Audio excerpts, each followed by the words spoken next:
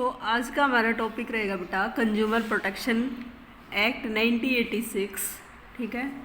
उपभोक्ता संरक्षण अधिनियम 1986 आपका है। सबसे पहले कंज्यूमर के बारे में कोई भी ध्यान नहीं दिया जाता था। सबसे पहले आपका जब कंपनी या पार्टनरशिप या इस तरीके से फर्म आपकी काम करती थी तो केवल आपका फोकस रहता था मैक्सिमम प्रॉफिट की तरफ, कि आपका जो प्रॉफिट है वो ज़्यादा से ज़्यादा रहे। वो किसी भी तरीके को यूज़ करके प्रॉफिट को मैक्सिमाइजेशन करने का काम करते थे। फिर धीरे धीरे गवर्नमेंट ने क्या किया कि गवर्नमेंट ने कंज्यूमर की सुरक्षा के लिए 1986 एक्ट बनाया कि कंज्यूमर को कुछ नियम फॉलो करने पड़ेंगे और उनको कुछ अधिकार दिए गए, जिन अधिकारों का प्रयोग करके वो अपने सुरक्षा जो है वो कर सकता है, ठीक है। कंज्यूमर जो प्रोटेक्शन एक्ट है 1986, इसमें आपको 6 अधिकार जो है मेन हैं। 2 अधिकार अलग से सोशल रिस्पॉन्सिबिलिटी से दिए हुए हैं। तो सोशल रिस्पॉन्सिबिलिटी का जब पहलू जागृत हुआ है तब आपका कंज्यूमर प्रोटेक्शन एक्ट आया है। जब सरकार ने देखा कि केवल जो फर्म को चलाने वाले होते हैं या ओनर जो हैं फर्म के, वो अपने प्रॉफिट की तरफ ही ध्यान दे रहे हैं, कंज्यूमर की तरफ कोई ध्यान नहीं है, समाज की तरफ कोई ध्यान नहीं है, तो सोशल रिस्पॉन्सिबिलिटी अवेयरनेस वहाँ चलाया गया कि समाज के प्रति भी आपके कुछ दायित्व बनते हैं और उपभोक्ता के प्रति भी आपके कुछ दायित्व बनते हैं। तो उन दायित्वों को, जो लायबिलिटी आपकी हैं, उनको आप कंज्यूमर प्रोटेक्शन एक्ट में पढ़ेंगे कि क्या क्या लायबिलिटी ऐसी हैं जो आपके मैन्युफैक्चरर हैं या आपके प्रोड्यूसर हैं, उनको फॉलो करना पड़ेगा। कंज्यूमर प्रोटेक्शन एक्ट में आपका मेन जो सेटिस्फेक्शन दिया जाता है वो कंज्यूमर से रिलेटेड है कि कोई भी प्रोड्यूसर जब सेल करेगा तो सेल करते टाइम उसको ये भी ध्यान रखना है कि कंज्यूमर आपका सेटिस्फाई हो। अगर वो किसी भी तरीके से कंज्यूमर को चीट करता है तो उसके लिए कंज्यूमर कोर्ट में जा सकता है, ठीक है। अपनी सेफ्टी के लिए कंज्यूमर जो है कोर्ट का सहारा ले सकता है। वो आगे इसी चैप्टर में पढ़ेंगे कि 3 तरीके से आपकी जो कंप्लेंट है उनको सुना जा सकता है। डिस्ट्रिक्ट फॉर्म पे सुना जा सकता है, स्टेट लेवल फॉर्म पे सुना जा सकता है और नेशनल लेवल फॉर्म पे सुना जा सकता है, ठीक है। इस तरीके से अलग अलग एरिया की अलग अलग कंप्लेंट जो है वो अलग अलग कैपिटल के आधार पर सुनी जाएंगी। तो अगर किसी भी तरीके का कंज्यूमर का शोषण किया जाता है प्रोड्यूसर की तरफ से या आपका सेलर की तरफ से, तो पुअर क्वालिटी देता है या वो मिसगाइड उनको करता है या कोई शॉर्ट मैसेज दे के सेल कर देता है या क्वांटिटी कम देता है, जितना प्राइस उसने लिया है उसके आधार पर क्वांटिटी वेट के आधार पर कम है, तो उन सब के लिए आपका जो कंज्यूमर है वो कंज्यूमर कोर्ट का सहारा ले सकता है, ठीक है। कंज्यूमर को जो प्रोटेक्शन एक्ट है आपका वो 1986 है, आपको याद रखना है ये। उसके बाद कुछ उदाहरण इन्होंने दिए हुए हैं कि सनफ्लावर मैन्युफैक्चरर जो ऑयल कंप्लेंट से रिलेटेड था, उसने एडवर्टाइजमेंट से रिलेटेड कुछ गलत वो दिया हुआ था।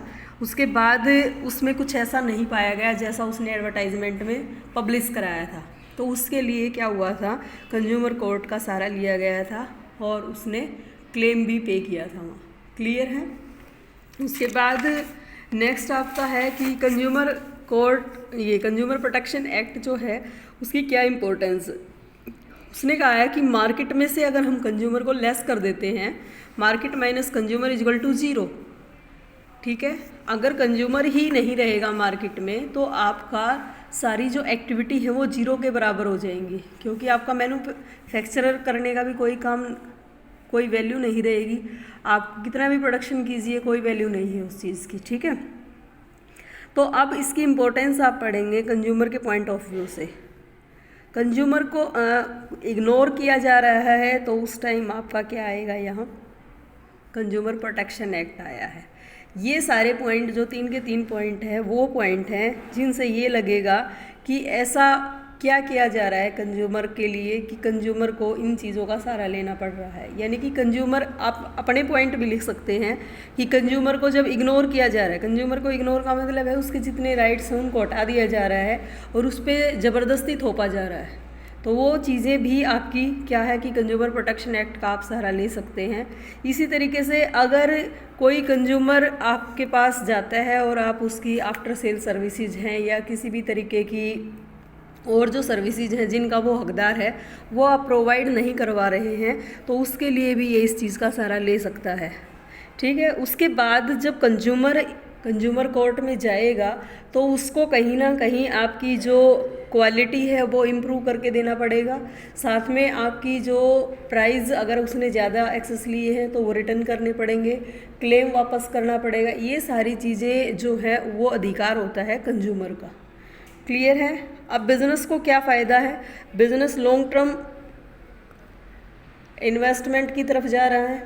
ठीक है, यानी कि कोई भी अगर बिज़नेस इस तरीके के प्रावधान का यूज़ करता है, किस तरीके के लॉ का फॉलो करता है, तो उसका जो बिज़नेस है वो लॉन्ग पीरियड के लिए चलेगा।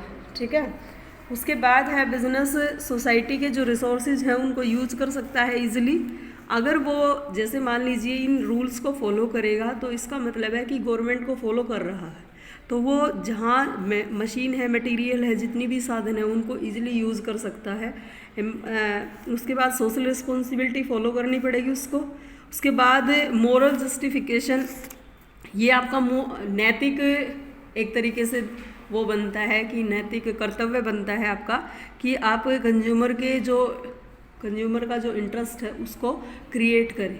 ठीक है, कि कंज्यूमर को वैसे थोपे ना चीज़ें, कंज्यूमर की इम्पोर्टेंस रखें तब उसको सेल करें। उसके बाद गवर्नमेंट की इंटरवेंशन तो है ही, गवर्नमेंट के जो रूल रेगुलेशन है, गवर्नमेंट जितना भी आप पे बैक पे जो पुश करेगी वो आपको सहन करना पड़ेगा। यानी कि वो सारी बिजनेस की तरफ से जितने भी, यानी कि ये आपके जितने भी रूल रेगुलेशन बने हैं, 1986 है या आपका सेल से संबंधित है, बहुत सारे रूल रेगुलेशन ऐसे बने हैं जो बिज़नेस पे फॉलो होते हैं। तो उन सब को अगर आप फॉलो करेंगे तो आपका जो बिज़नेस है मेन वो लॉन्ग पीरियड के लिए चलेगा, और लॉन्ग पीरियड में हमेशा मैक्सिमाइज जो प्रॉफिट होता है और रिस्क लो हो जाता है। क्लियर? तो यहाँ तक करेंगे बेटे। ठीक है।